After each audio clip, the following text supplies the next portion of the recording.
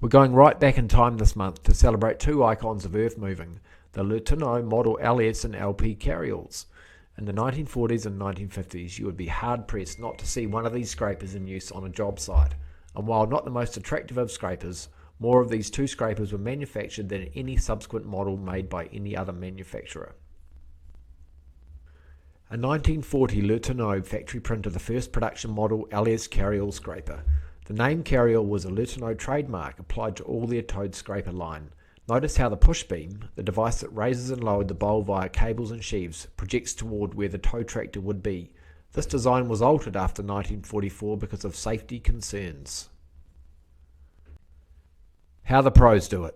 Pre-1944 Caterpillar D7 with LS Carryall expertly trims the back slope in this photo taken in the USA. These days this task would probably be performed by an excavator with laser levels. However, this job is being done by pure skill. Notice that the scraper has dual tyres on the rear, not uncommon on LS Carryalls. Photo looking down on a standard C turner pull equipped with an LS Carryall. You can clearly see how the push beam extends over the operator's head. In a hitch failure scenario, which was not uncommon on early turner pulls, this assembly would come down on top of the operator with potentially fatal results. This assembly was redesigned to face the opposite direction in 1944. Post-1944 LS Carryall with redesigned push beam structure. The changes are obvious. The model LS Carryall holds the record for the longest continuous production run of any manufacturer's towed scraper, 20 years. This scan was taken from a 1955 spec sheet after Westinghouse had taken over LeTourneau. Semi-derelict post-1944 model LS Carryall photographed at AF Porter's sandpit, just north of Hamilton in 1979. It had dual rear wheels and brake drums and was once attached to a standard C turner pull, but has been converted back to a towed scraper, a relatively easy task in the day. Sadly, this poor old girl has long gone to the scrapper. An iconic earth-moving machine, LeTourneau's LP Carryall scraper was built in the thousands and used worldwide. This is a scan from a July 1940 spec sheet, the first year of the type's production.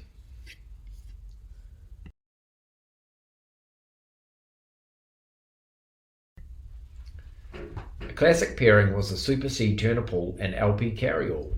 This unit is stripping overburden at a coal mine in Pennsylvania, USA. Notice the hitch just behind the cab, ball joint on top, and towing pintle at the bottom. This design was not always reliable, metallurgy being what it was in the 1940s, and sometimes broke, usually with disastrous consequences.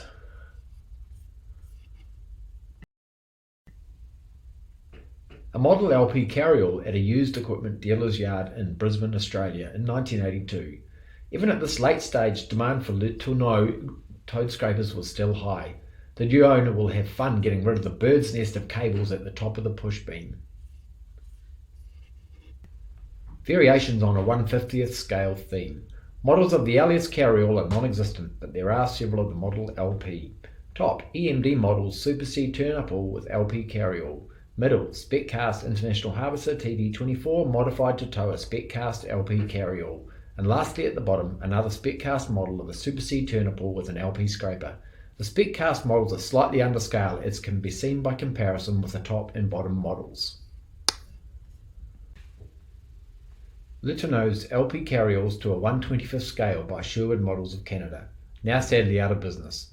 These are museum quality models and fully functional. The top scraper is being towed by a 1935 Cat RD8 5E and the lower by a 1947 Caterpillar D8 TU. All models from the author's Retro Contractors collection.